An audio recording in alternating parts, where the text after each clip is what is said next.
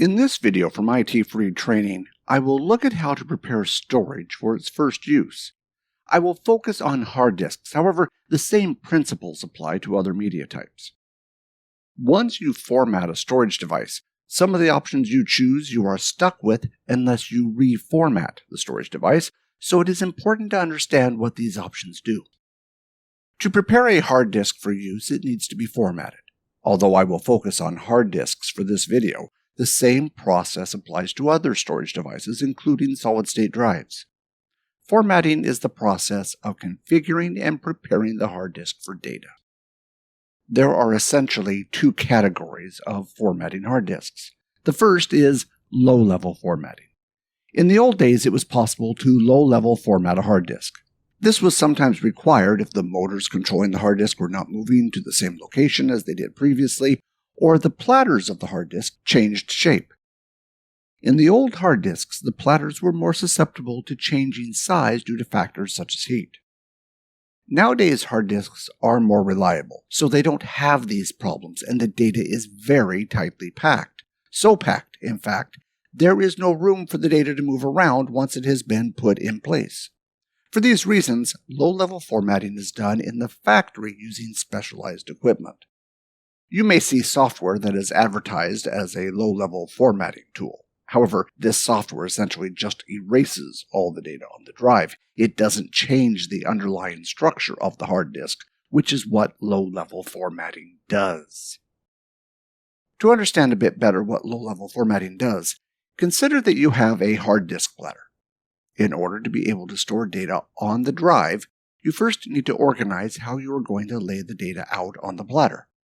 At the factory, the platter will be divided up into sectors. Data is written on the platter so the hard disk can tell where these sectors start and where they stop. Once these sectors are written in the factory, they are fixed and can't be changed. These sectors form the basic building blocks for storing data on the hard disk. A single sector is the smallest unit or block of data that can be stored on the hard disk. If the hard disk wants to access the data, it needs to read the whole block. It is possible for an operating system to divide the sectors into smaller parts, but if it does this, it will reduce the performance of the hard disk. This is because if the sectors are subdivided, the hard disk will still be required to access the whole sector, even if only a segment of the sector is required. This results in more reads and writes to the hard disk. In order for the operating system to store data on the hard disk, it needs some way to keep track of how data is stored using these sectors. To do this, a high-level format is needed. The high-level format will determine the allocation unit that will be used for that hard disk.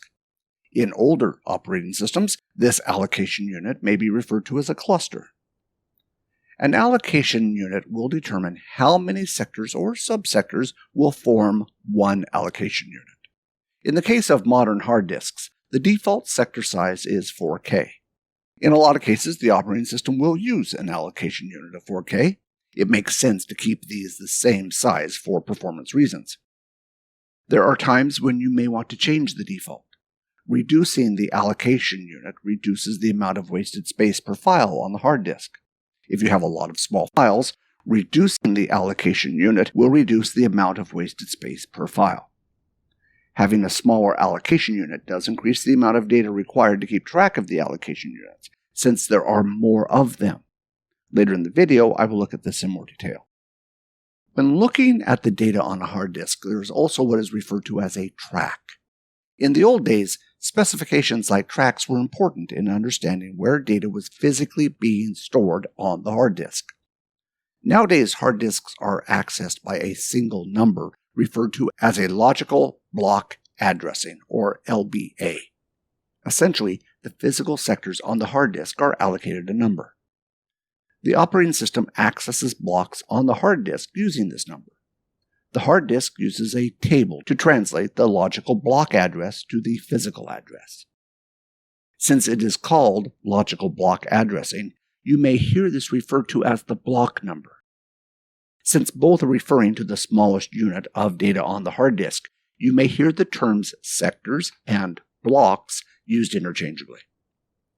If a sector goes bad, the hard disk moves the sector to a backup sector on the hard disk. All hard disks nowadays have a small amount of backup sectors for the purpose of replacing bad sectors on the hard disk. The process is transparent to the operating system, so you will still use the same block number to access the data for that sector, even though the sector has moved. In the old days, the tracks were important because there was no logical block addressing. The operating system had to keep a record of where data was physically stored on the hard disk. Nowadays, it does not need to worry about it. It simply needs to remember the block number. Thus, you won't find the term track referred to that much nowadays. When performing a format of a hard disk, there are generally two options for the format. The first is a quick format. This format, as the name suggests, is quite fast. It's fast because it writes only configuration information that tells the hard disk where data is stored. Any existing data on the hard disk will be left untouched. Since the data is still on the hard disk, it is possible, using data recovery tools, to get this data back. Another thing to consider with a quick format is, since it does not write to all the sectors that are in use on the hard drive, these sectors are not tested to see if they are working correctly. If there is a problem with a sector, you won't know about it until you attempt to use one of the damaged sectors. The hard disk will hopefully move the data from there to a backup sector, but you may lose data in the process. If you have too many bad sectors, the hard disk will run out of backup sectors to move data to. If you want to ensure all the data on the hard disk is removed, a full format is recommended. A full format will erase all the data. However, it does take a lot longer to complete. Since it is erasing all the data on the hard disk, it is also testing all the sectors currently in use on the hard disk to make sure they are working correctly. There is one other thing that we will need to consider before we can format the drive. Before we can format a storage device, it needs to be divided up into partitions. In order to do this, a partition table needs to be created on the drive. There are two different partition types that are available. To understand how partition tables work, I will first consider that we have an empty hard disk with nothing on it. A hard disk can be used as one large block, or it can be divided up into different independent areas. When the computer starts, it first needs to read the configuration information stored on the hard disk to work out how many of these areas there are and where they are located on the hard disk. These areas are referred to as partitions, as they essentially divide up, or partition, the hard disk into different areas. There are two different methods to achieve this, with the oldest being Master Boot Record, or MBR.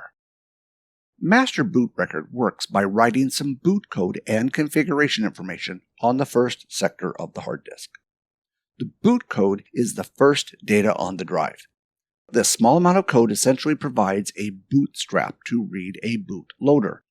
Also in the first sector is configuration information for 4 different partitions. Partition information defines what part of the hard disk will be used. For example, let's say we wanted to allocate some space on the hard disk for the C drive. Where this partition starts and stops is stored in the master boot record. If a second partition was required, the start and stop information for it would also be stored in the master boot record. This would also apply if a third or even a fourth partition was created. These 4 partitions are called primary partitions. Essentially, a primary partition is when the configuration data for that partition is stored in the master boot record. 4 partitions per hard disk should be enough in most circumstances, but in many cases, you may want to create more than 4. When this occurs, one of the primary partitions gets changed to an extended partition. When this occurs, the configuration for that partition is no longer stored in the master boot record. What happens is an extended partition is created. We still need some configuration information to know where the partition starts and stops, and this is stored at the start of the extended partition. Thus, the configuration information that was previously stored in the master boot record now points us to this location to read the partition information. Essentially, the primary partition information is stored in the master boot record. If a primary partition is changed to an extended partition, this information now points to a location on the hard disk where the partition information is stored. Thus, extended partition information is stored outside of the master boot record. The next question would be, why would we want to do this? To understand this, consider that we add another partition to the hard disk. As before, the partition information for the new extended partition is stored at the start of the partition. Now what occurs is the previous extended partition points to the new extended partition. These extended partitions allow us to link partitions together into a list.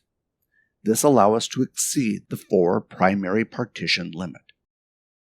To understand this a bit better, I will add 2 additional extended partitions. Again, the partition information is stored at the start of the partition, and the previous extended partition will link to these partitions. By linking extended partitions together like this, extended partitions can keep being created until you run out of storage space on the hard disk. In reality, which operating system you are running will determine the limit of how many extended partitions you can create. Master boot record was first created back in the 80s. With the use of extended partitions, it provides good functionality and is still used today. However, it does have some limitations, with the main one being that it is limited to hard disks of 2 terabytes in size. For this reason, a replacement partition table called GUID partition table, or GPT, was created. To understand how GPT works, let's consider a hard disk with no data on it. In order to stay compatible with master boot record, the first sector of the hard disk has what is referred to as the protected MBR written to it. This is written to the disk so that disk utility tools will pick it up. Older disk utilities did not understand what a GPT partition was, and thus they may have overwritten the GPT partition. Thus, the protected MBR was originally designed so that older tools would pick up this protected MBR and not write over the GPT data. Modern tools understand what a GPT partition is, but the protect MBR partition still remains for backwards compatibility. The actual data for the GUID partition table follows on from the protected MBR. At the start is the GPT header, which contains configuration information. This configuration information includes information on the maximum number of partitions that are supported. Unlike MBR, it is not limited by design to 4 primary partitions. The default number of partitions for GPT is 128. It is unlikely that anyone would need more than 128 partitions. However, the specification would allow it to support more if required. Keep in mind that once the GPT partition is written, the number of partitions is set. In order to change it, you would need to use disk tools that support it and may require a hard disk reformat. To create a partition on the hard disk, information about the partition is simply stored in the partition table.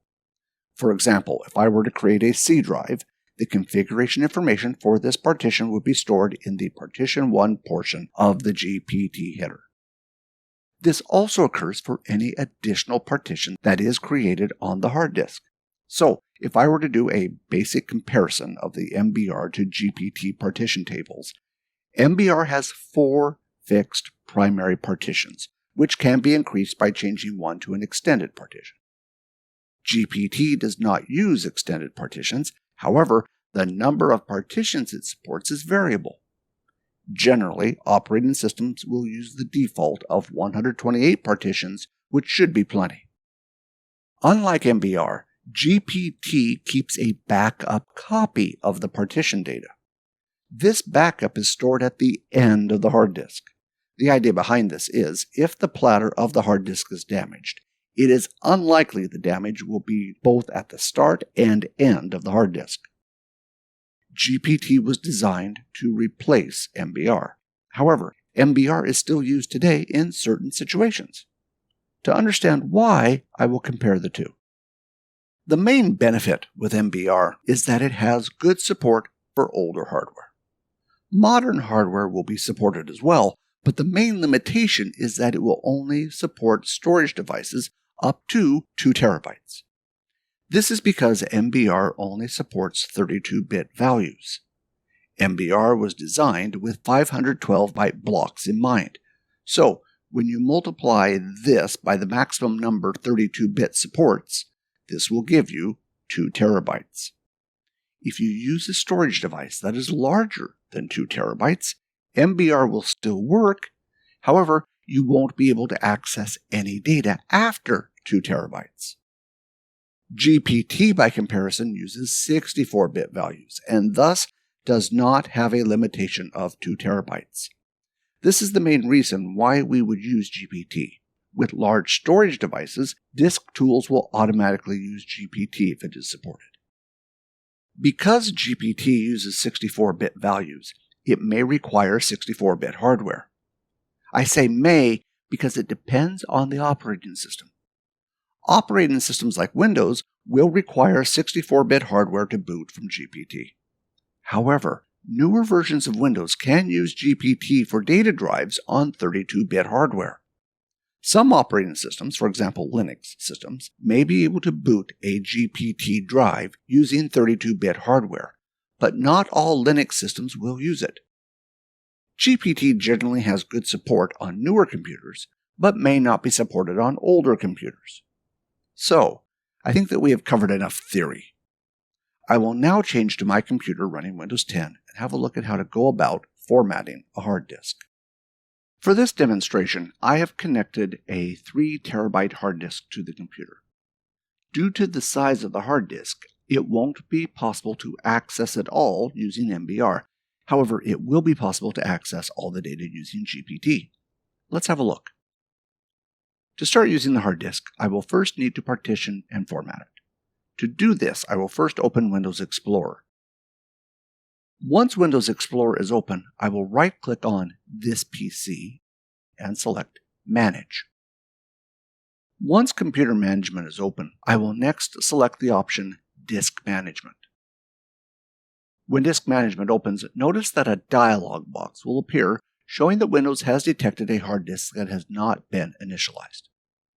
Initializing a hard disk in Windows will create a partition table and will also create disk signatures on the hard disk, so that if the hard disk connections are changed inside the computer, Windows will be able to determine if it is the same hard disk on a different connection. Notice that GPT will be selected by default. The version of Windows you are using will determine which options will be selected. On a modern computer running Windows 64-bit operating system with large hard disks, it should select GPT by default. In this case, I will select the option MBR for master boot record, so we can see what happens when a hard disk is used that is over 2 terabytes. Once I press OK, notice that the hard disk will now appear in Windows as divided into 2 parts. The hard disk is now using the master boot record for the partition table. When I right-click on the hard disk, notice that there is an option, Convert to GPT disk. This option will only be available if there are no partitions that have been created on the hard disk. In other words, in order to use this feature in Windows, all the data on the hard disk needs to be deleted. Since the hard disk is using master boot record, only the first 2 terabytes will be accessible. You will notice that the first part of the hard disk is displayed as 2048 gigabytes unallocated. The second part of the hard disk is also listed as unallocated. You will notice that if I right-click on the second unallocated space, the options to create volumes are grayed out. A volume is essentially part of a hard disk or multiple hard disks that is used as a single storage area. Since MBR is being used, it is not possible to use the space beyond 2 terabytes. Try not to get a partition confused with a volume. A partition is a low-level structure that divides up the hard disk into areas. A simple volume will match the partition in this case. More complicated volumes may span over multiple disks and use multiple partitions on different hard disks. In Windows, you don't need to worry about creating partitions, because when you create a volume, Windows will automatically create the partitions for you. Think of partitions as low-level building blocks. A simple volume will use one partition of the same size. More complex volumes will use more than one partition and may span multiple hard disks. Notice that when I right-click on the first part of the hard disk, this time the option to create a simple volume is available. The other options are not available because they require additional hard disks. I will cover these options in another video. To create a new volume, I will select the option New Simple Volume Wizard. Once I am past the welcome screen, I will need to select the size of the volume. In this case, I will enter in 1 million megabytes, which is 1,000 gigabytes. On the next screen of the wizard, Windows will automatically select a drive letter for the new volume, but you are free to change it if you wish. You also have an option to mount the volume to an existing folder or not assign a drive letter to the volume and do it later if you wish. On the next screen of the wizard, you have the option to format the volume. You don't have to format the volume when you create it, but in most cases you will. The first option will allow you to select what type of file system to format the volume with. The size of the volume will determine what options you have available. For storage that is being used in the computer, you will generally use NTFS. For external storage, you will generally use a FAT file system. Depending on the size of the storage, different types of FAT file systems may be available. In this case, due to the size of the volume, the only option that is available is exFAT. The next option is the size of the allocation unit. Later in this video, I will look at this option in more detail, so in this case, I will leave it on the default. In most cases, you will want to use the default option. By default, Windows will set the name of the volume to New Volume. You are free to use this or rename the volume later on. Notice that there is an option, ticked by default, to perform a quick format of the drive. When ticked, this format generally only takes a few seconds to complete, as it only writes basic file structures to the hard disk. Existing data that was present on the hard disk before the format may still be recoverable using recovery tools. If you deselect this option, a full format will be performed, erasing all the data on the volume. This also tests the hard disk to make sure that it is working. However, if the volume is large, it will take a long time to complete. The next screen of the wizard is the Finish screen. Once I press the Finish button, the volume will be created. Once the volume is created, there will still be space available between this volume and the area beyond 2 terabytes that cannot be used with MBR. I will next create some more volumes to see how MBR handles multiple partitions. To do this, I will right-click on the unallocated space and select New Simple Volume. I will go through the wizard and set the size of this volume to 200,000 megabytes. I will go through the rest of the screens, accepting all the defaults, and complete the wizard. I will follow the same procedure to create a third volume on the hard disk. I will make the volume the same size as the last one. MBR has a limit of 4 primary partitions per hard disk. In order to get more partitions, one of these primary partitions needs to be changed to an extended partition. In order to demonstrate how Windows does this, I will create a 4th volume on the hard disk the same size as the last 2. Notice that this time, when the volume is created, it looks different to the others. The volume and the free space has a green square around it. To understand what this means, have a look at the bottom of Disk Management. Notice the dark blue of Primary Partition. Primary partitions were used for the first 3 volumes. Here, dark green indicates an extended partition. When I created the 4th volume, Windows automatically created it as an extended partition rather than a primary partition. This allows more partitions to be created if required, so we are not limited to 4. Notice that light blue is for logical drive. Any partition inside the extended partition is referred to as a logical drive rather than a primary partition. The last partition that I created is light blue to indicate that it is a partition inside an extended partition. I will next create a volume using the rest of the free space. Since I am using all the free space, I just need to accept all the default options in the wizard. Notice that once complete, this volume will appear as a logical drive. Disk Management does a good job of creating and managing the partitions on the hard disks for the volumes. You generally don't need to worry too much about it, as Windows does all the hard work for you. In the case of simple volumes, the partition will match the volume, so you may hear the names used interchangeably. If you want to get technical, a volume is what Windows uses to refer to the storage space, and a partition refers to the low-level area that has been divided up on the hard disk for use with volumes. If you want to know if the hard disk is using MBR or GPT, right-click on the hard disk and select Properties. From Properties, select the tab Volumes. Under Volumes, the partition type will be listed. In this case, it will be Master Boot Record or MBR. I will next have a look at how you can convert an MBR partition to a GPT partition. Firstly, I need the disk number. You will notice that in Disk Management, the disk is listed as 0. Next, I need to open a command prompt. The command prompt will need to be opened with administrator rights. To do this, I need to right-click on Command Prompt and select Run as Administrator. Once I press Yes to confirm, the command prompt will be opened with administrator rights. The tool provided by Windows to convert an MBR hard disk to GPT is MBR to GPT. To check if the hard disk can be converted, use /validate.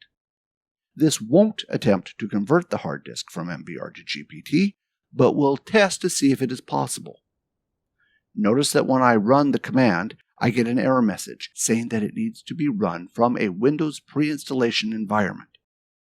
Windows pre-installation environment, otherwise known as Windows PE, is a minimal Windows bootable environment. It is recommended to use Windows PE to help prevent the hard disk from being accessed while the conversion is in progress. To override this requirement, add the switch Allow Full OS. This will allow the command to run, but you will notice that an error will be reported. MBR to GPT won't be able to convert this hard disk from MBR to GPT. You may find that MBR to GPT won't work under some circumstances. If you find that you need to convert an MBR hard disk to GPT without erasing the data on the hard disk, there are also third-party tools available that can do this. I will now have a look at converting the hard disk from MBR to GPT by first erasing all the data on the hard disk. To do this, I first need to delete all the partitions on the hard disk. I will first start with the extended partitions.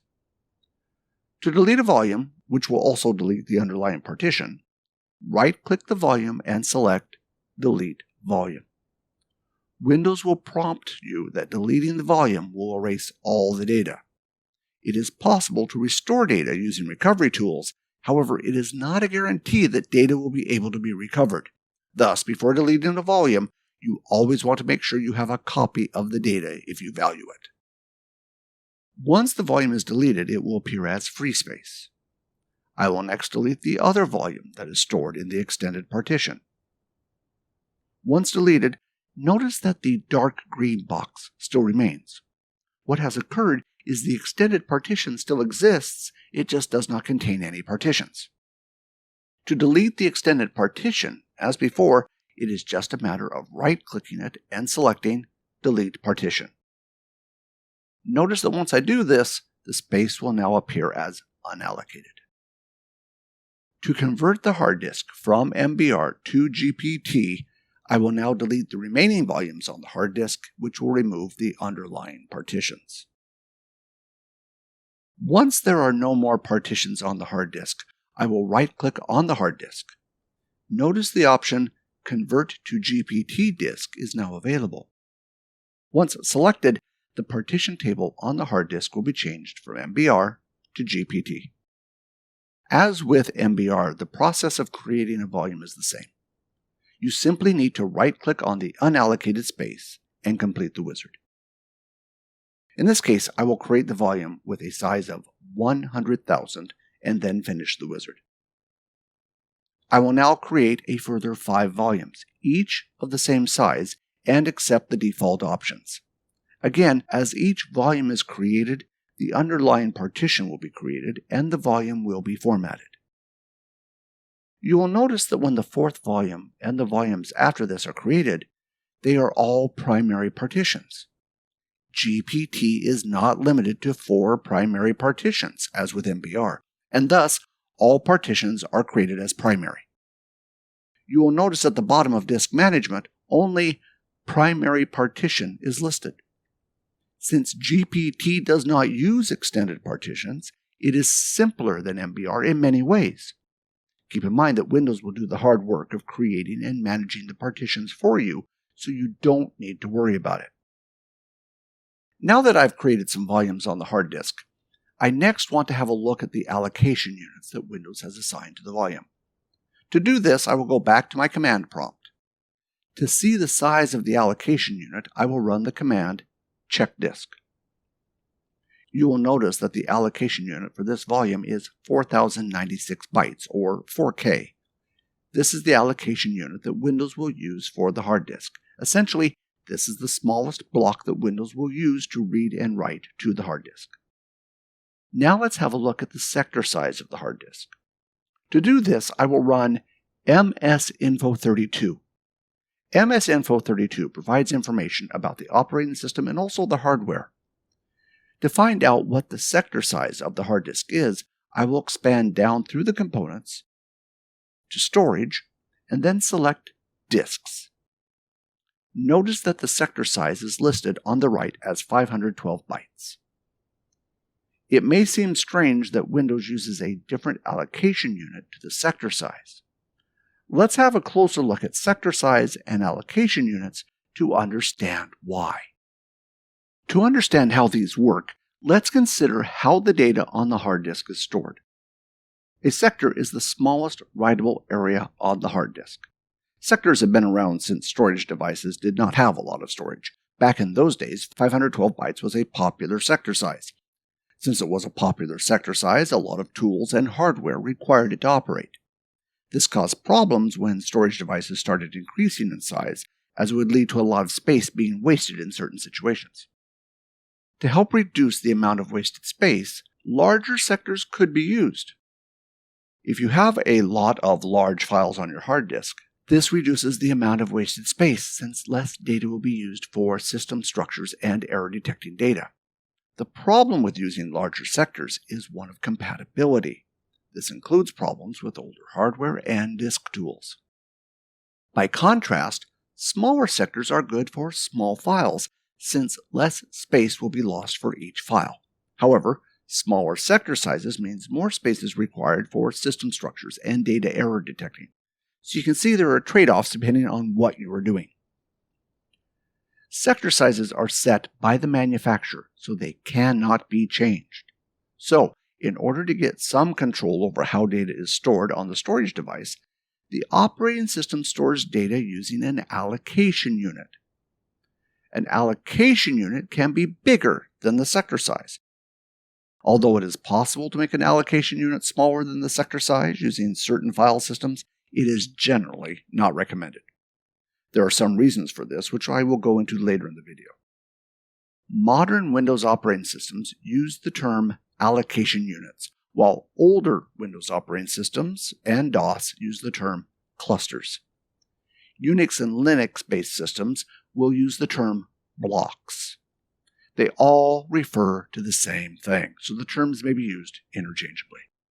The main takeaway you should get from this is that 512-byte sectors are compatible with older systems and disk tools. They worked well when storage devices did not have a lot of space. When space increased, there was demand for larger sector sizes. However, compatibility problems started to occur if larger sector sizes were used. Modern operating systems use allocation units or blocks to allow them to decide how data will be stored on the device, regardless of what the sector size is. Now let's have a look at how hardware manufacturers get around this 512-byte sector limit, but still retain compatibility. In order to increase the sector size, but remain compatible, in 2010 the Advanced Format standard was created. Advanced Format solves the compatibility problems by grouping 8 512-byte sectors into a 4K sector. Essentially, the 8 sectors are stored in the one sector. The hard disk transparently accesses each of these sectors as requested, essentially a subsector, by reading and writing the whole 4K sector as required.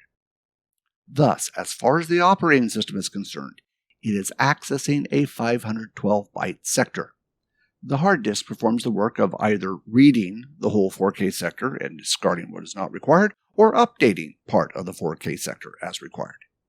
Keep in mind that in order for the hard disk to write a subsector like this, it will need to read the sector to work out what is there and write it back with the updated information. Thus, although advanced format offers compatibility with older systems, it is not an efficient way to access 512-byte sectors. Advanced format also increases the amount of data that can be stored on the hard disk. To understand why, consider that you have a single 512-byte sector. A sector on the hard disk will start with header information. This information allows the hard disk to determine where the sector starts. Keep in mind that the platters on the hard disk are spitting and header information is required. Otherwise, the hard disk won't be able to detect the start of the sector. At the end of the sector is error correcting code. This data will detect if data in the sector has changed and in some cases may be able to correct it. So you can see that each sector on the hard disk has some overhead. The overhead is required, but the more overhead you have, the less space that will be available for user data. To understand this better, consider that there are 8 512-byte sectors. You can see that each sector requires space for header and error correcting data. Advanced format combines 8 512-byte sectors into a 4K sector. Essentially, the 4K sector contains 8 512-byte sectors, but only space for one header and error correcting data is required to be stored, so you can see how much space is saved. On a large storage device, this space saving starts to add up. Modern operating systems support advanced format, and thus you can understand why the allocation unit is set to 4K in Windows by default. This lines up with the native sector size of the hard disk. However, having advanced format means that any existing tools or software that requires 512-byte sectors will still be supported. Basically, what occurs is the hard disk transparently provides 512-byte sectors even though the data itself is stored in 4K sectors. In most cases, you would leave the allocation unit on the default. However, in some cases, you may want to change the default allocation unit. Let's have a look at what effects that might have. To understand what effects different sector sizes have on a hard disk, I will look at how data is laid out. This is a general look at how data is laid out. Different file systems will lay out data differently. Newer file systems are generally more efficient in laying out data and have more features than older operating systems. To start with, the file system will need some sort of allocation table or master file table. This data structure will contain data of where to find the files and folders on the hard disk. The hard disk will also need some way of determining what areas of the hard disk have been used and which areas are free. Different file systems will use different methods to determine this. Older file systems will use a file pointer-like system, which will point to the next used area. Newer file systems will use a bitmap-style system, where a 1 or 0 will determine if the space has been used or not. If you decide to use a smaller allocation unit, this will increase the amount of configuration data required to store data in relation to where the file and folders are located on the hard disk. This data is not really that much in the overall scheme of things, so I would not worry too much about it.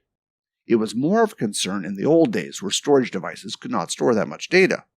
Nowadays, storage devices can hold a lot of data, and therefore these structures, when compared to the overall data held on the storage devices, are not that much. Let's now consider what data is required for files on the hard disk. When a file is written to the hard disk, allocation units are assigned to the file. However, this file may not completely fill all the allocation units that have been assigned. Unless the file is an exact multiple of the allocation unit, there will be wasted space.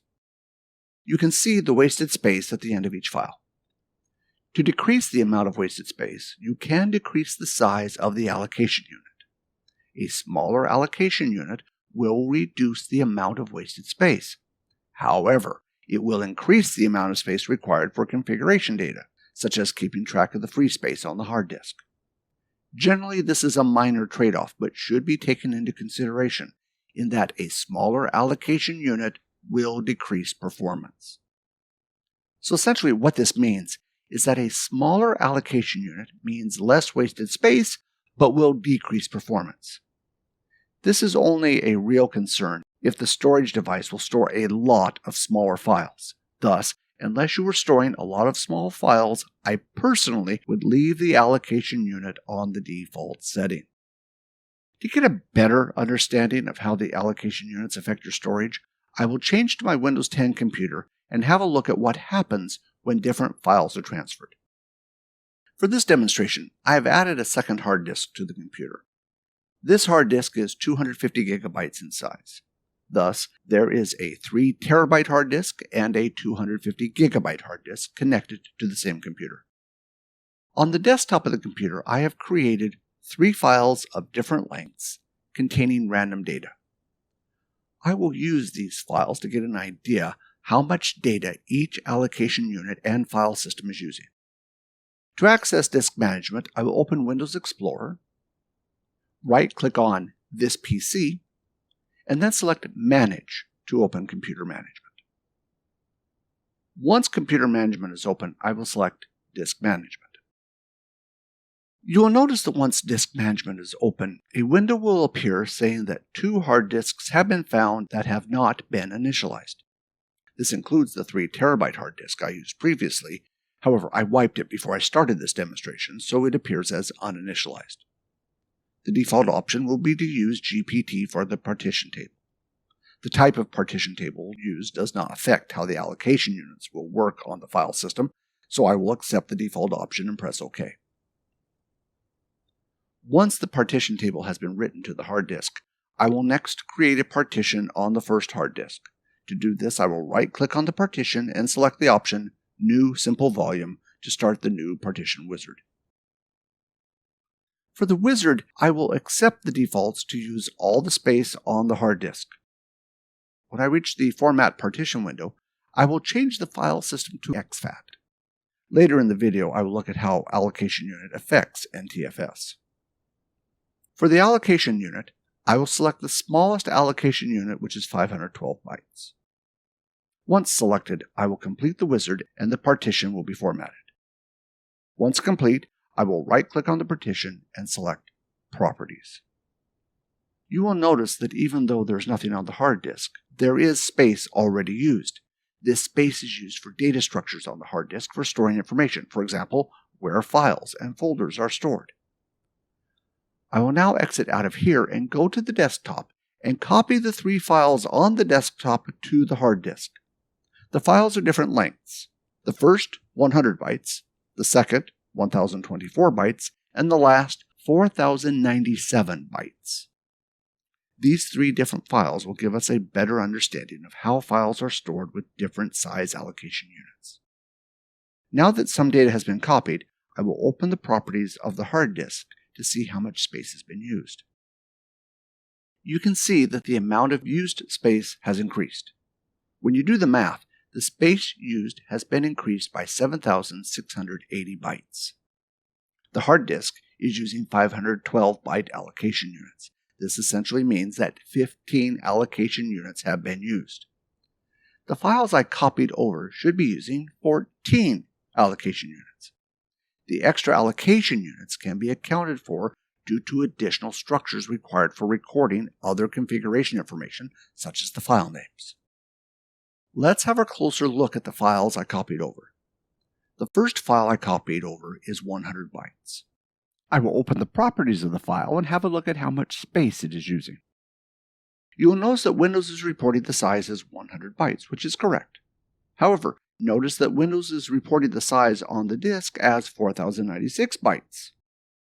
The size on disk value is supposed to inform you how much space the file is taking up on the hard disk, accounting for wasted space due to allocation units not being completely filled up. In this case, it seems Windows is reporting this incorrectly. It appears that it is using a 4096 byte allocation unit size rather than 512 to report this. Keep in mind that the used space was reported as 7,680 bytes for all three files, and we have already seen more than half of this figure looking at only the first file. For this reason, I believe that Windows, in this case, is reporting the size used on the disk incorrectly. This is why I would personally also look at the used space on the drive to help determine how much real space is being used by files, just in case something is not being reported correctly. I will now move on and look at the properties for the next file, which is the 1 kilobyte file, or 1024 bytes. You will notice that the size of the file is correctly reported as 1 kilobyte. The size on disk is reported to be 4096, which I believe is incorrect. Considering just the first two files, this would already take us over the amount of used space for this drive as reported by Windows. I will close the properties for this file and open the properties for the third file. This file is 4097 bytes long, so 1 byte longer than a 4K allocation unit. You will notice the size of the file is reported correctly as 4097. Notice, however, the size on disk is reported as 8,192 bytes. You can now see the size on disk is greater than the amount of used space. So I don't believe in this case the size on disk is being reported correctly, since the allocation unit I selected was 512 bytes. I will now go back to disk management and create a simple volume for the 3 terabyte hard disk. As before, I will accept all the defaults so the full hard disk is used. For the file system, I will select exFAT and an allocation unit size of 4096, which is 4 kilobytes. I will now complete the wizard and the volume will be created. Again, I will open the properties for the hard disk so I can see how much space is being used when no data is on the drive. You will notice, with nothing on this hard disk, about 87 megabytes of space is already used for internal file structures. This hard disk is using a 4K allocation unit size. So when I compare that with the hard disk formatted with 512 bytes, notice that it is almost 30 megabytes smaller. In the scheme of things, 30 megabytes on a 3 terabyte hard disk is nothing, really. So I would not be concerned about setting the allocation unit smaller in relation to the amount of data required for file system structures. Keep in mind that old systems like FAT32 use a lot more data for file structures. New file systems are generally more efficient at storing data. For example, exFAT stores data using a bitmap, zeros and ones essentially, whereas FAT32 stores data using linked lists, which is much less efficient. I will now go to the desktop and copy the 3 files to the hard disk. As before, I will open the properties for the 100 byte file. You will notice I get the same results as before. The file is using 100 bytes, and the size on disk is reported as 4096. This would be what we expect using a 4K allocation unit. I won't worry about looking at the other files, as they are exactly the same as the previous hard disk reported. I will now close this window and open the properties for the hard disk. When I compare this to how much space is used before the files were copied across, you will notice that about 24 kilobytes of space has been used. With the 512 byte allocation unit, the space used was about 7 kilobytes. So even with the small number of files, if the files are small, you can start saving space. Let's summarize what has occurred so far. I have formatted 2 different hard disks using different allocation units. The first with 512 byte allocation unit, the second with 4096 bytes, or a 4K allocation unit. I copied 3 files to both hard disks containing random data, the files being 100 bytes, 1024 bytes, and 4097 bytes in length. Each file will be allocated allocation units. The file must fit within these allocation units, as any unused space in these allocation units will be wasted space. Having a look at the hard disk with 512 byte allocation units, it appears that Windows has displayed the size on disk incorrectly. In this case, it appears the value was calculated using 4096 rather than 512. However, looking at the used space figure, we get an idea of how much space was used and come to the following conclusions. For the first hard disk, 14 allocation units were used for data, and 1 was used for admin data, such as file details, like the file names. In the case of the second hard disk, 4 allocation units are used for data and 2 for admin data. The admin data can be a little misleading because if additional files are copied to the drive, there may be enough space to add the additional files and other data in the space previously allocated. Thus, it may not increase straight away, but as more files are added, it should start to increase in size. The main takeaway from this should be that the difference in the data size was almost twice the amount used. If you are copying a lot of small files, this may be a concern to you. However, if you don't have a lot of small files, it is not worth worrying about. I think we have a good understanding of how allocation units work, but there is something that I would like to demonstrate that occurs with the NTFS file system. So I will change back to my Windows 10 computer to have a look. I will now go back to disk management and delete the volume on the first hard disk.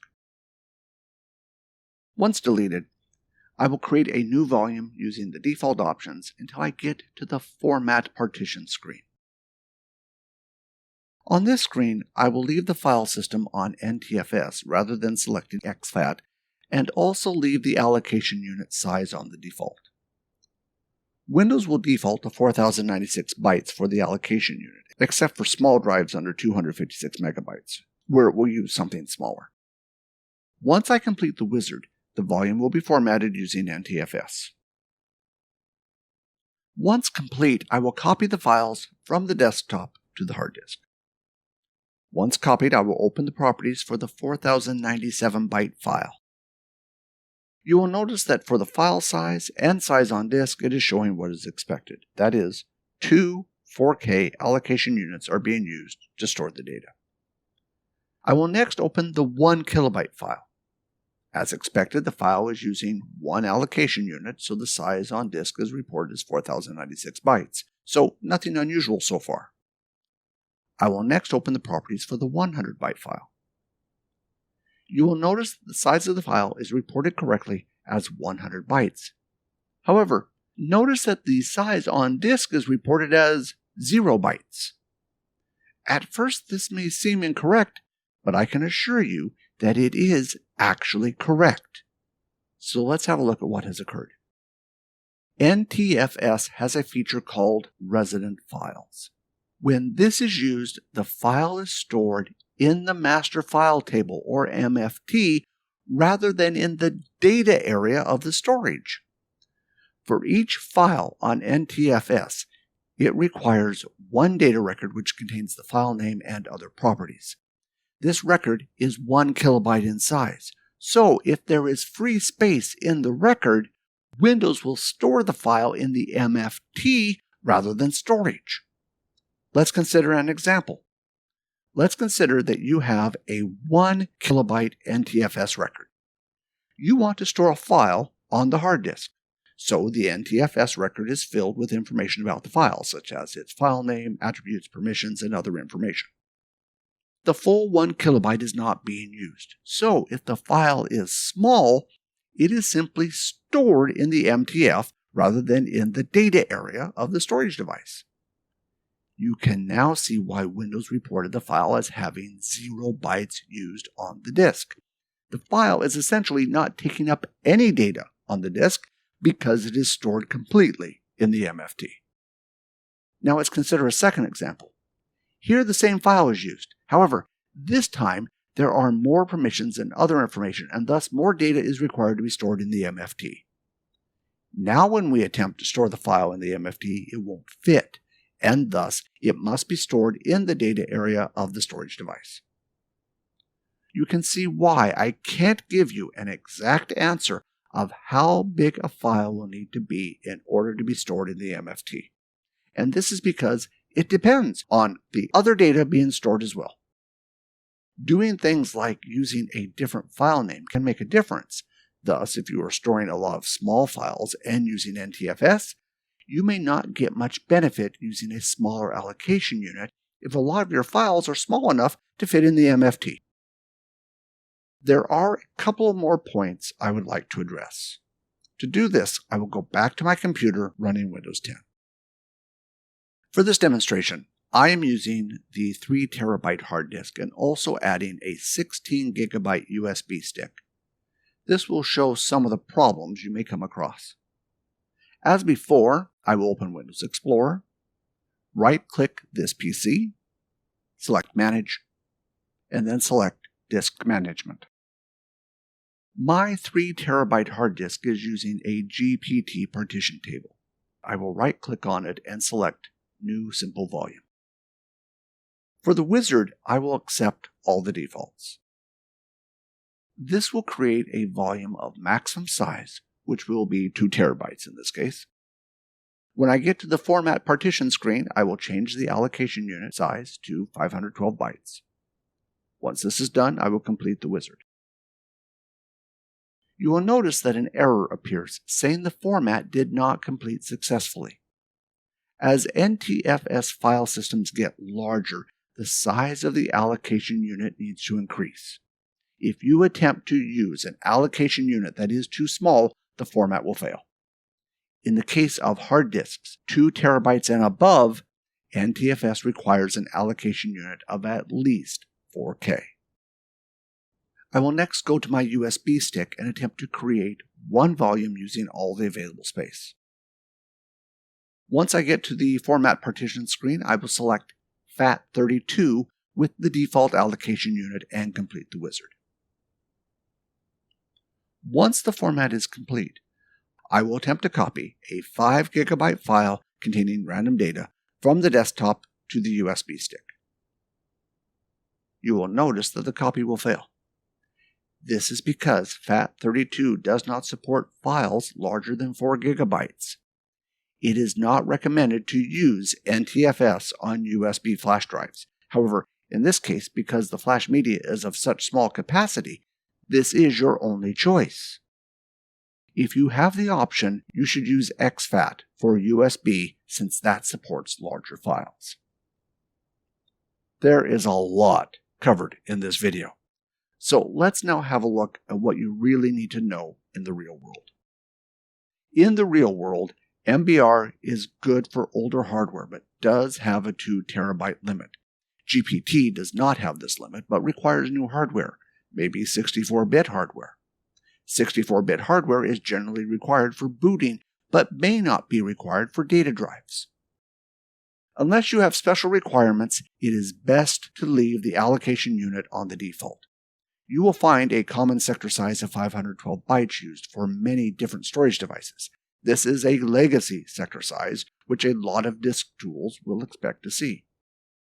To increase the sector size but keep compatibility, Advanced Format groups 8 512-byte sectors into a single 4K sector. The physical sector on the hard disk will be 4K, but it will appear as 8 physical sectors. Operating systems are aware of this and thus will use 4K allocation units, so the allocation unit matches the actual physical sector size. 4096, or 4K, has become the default size for hard disks.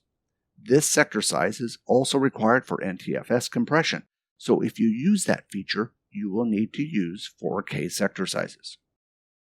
Larger sector sizes like 8K are only required by NTFS if the storage device is over 16 terabytes in size.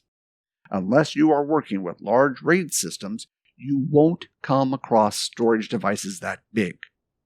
Some specialized software may use 8K sectors on storage devices. Larger sector sizes may be used for specialized uses such as RAID and databases. Best to check first because some specialized software may not support large sector sizes. Having a smaller allocation size means less wasted space at the end of a sector. This is useful if you have a lot of small files. Using a small sector size will reduce performance, so it is only worth doing if you do have a lot of small files. Generally speaking, having a larger allocation size means the storage device will perform faster. However, there are some things to consider if you change the allocation unit from the default, and doing it either way, larger or smaller, can reduce performance depending on the circumstances. Firstly, I will have a look at what happens when you reduce the allocation unit to be smaller than the sector size. When this occurs, you can get what is called fragmentation. For example, consider that you have two physical sectors. Consider that you want to read two allocation units that are next to each other but are in different sectors. In this example, to read two allocation units, two physical sectors need to be read. In this case, each sector has 4 allocation units, so 8 allocation units are effectively read to read just 2 allocation units. The extra data is read but will be discarded. You can see that fragmentation results in extra data reads that reduce performance. The next problem that occurs is with writing. Consider that I have a single physical sector that contains 4 allocation units. In order to write to one of the allocation units, the whole physical sector needs to be read to work out what is there. Once it has been read, it next needs to write the physical sector with the changed data. Performance is slower since changing data results in one read and one write. Thus, you can understand that reducing the allocation unit can cause a lot of performance issues. So I would only do this if storing a lot of very small files is more important than performance. If you do the opposite and make the allocation unit larger than the physical sector, this can cause data fragmentation issues. For example, let's consider that we have a number of sectors. If the allocation unit goes over the physical sector size, in order to read one allocation unit, 2 physical sectors need to be read. As before, the extra data is discarded. Data fragmentation results in more inputs and outputs to the storage device. For this reason, I would not recommend having an allocation unit that exceeds the physical sector size of the storage device, but sometimes it needs to be done. For the average user, and even the advanced user, it is best to leave the allocation unit on the default. Unless you have special requirements, I would not change the default, as it will probably reduce performance in most cases. I will now have a look at which file system to use. If you are using removable storage, such as a USB stick, it is recommended to use a FAT file system. In Windows, FAT32 will be used for storage up to 32 gigabytes. FAT32 supports large storage devices, but Windows does not format large storage devices with that file format, but it will read FAT32 storage devices that were formatted in other systems. FAT32 is limited to files of 4 gigabytes. To overcome the limitation of this, exFAT was released. Later on, Microsoft released this as an open standard, and thus anyone can implement it now. This makes it a good choice if you want to transfer files between different systems. If you need to store files larger than 4 gigabytes, use exFAT if it is available. If not, you may have to use NTFS, which is not recommended for the reasons I will go into next. FAT does not support security or journaling. In order to get security, you need to use NTFS. The security is not worth anything on removable storage because once you put it in another system, you can override the security and access the files. Journaling is the process of keeping logs of changes to the storage media. If the storage device is disconnected or power is lost, the journaling allows the previous state of the storage media to be restored. Without this, there is more chance of data loss. Journaling increases the number of writes to the storage media, which slows down accesses and also reduces the lifespan of flash devices. Thus, FAT is good for removable storage. It has good compatibility with other systems, and the extra features provided by file systems such as NTFS are not needed. In the case of hard disks and other storage devices, if they are not removable storage, NTFS is a better choice of file system. NTFS offers security and journaling. Journaling is useful for your operating system drive. If you have a system crash, the computer is more likely to recover without any data loss.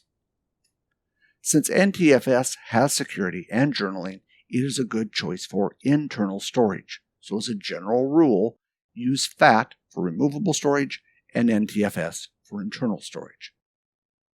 There has been a lot in this video, but if you are not sure which options to use, leave it on the default option. That concludes this video from ITFreeTraining. I hope it helps you make the right decisions for formatting and using your storage devices. Until the next video from us, I would like to thank you for watching.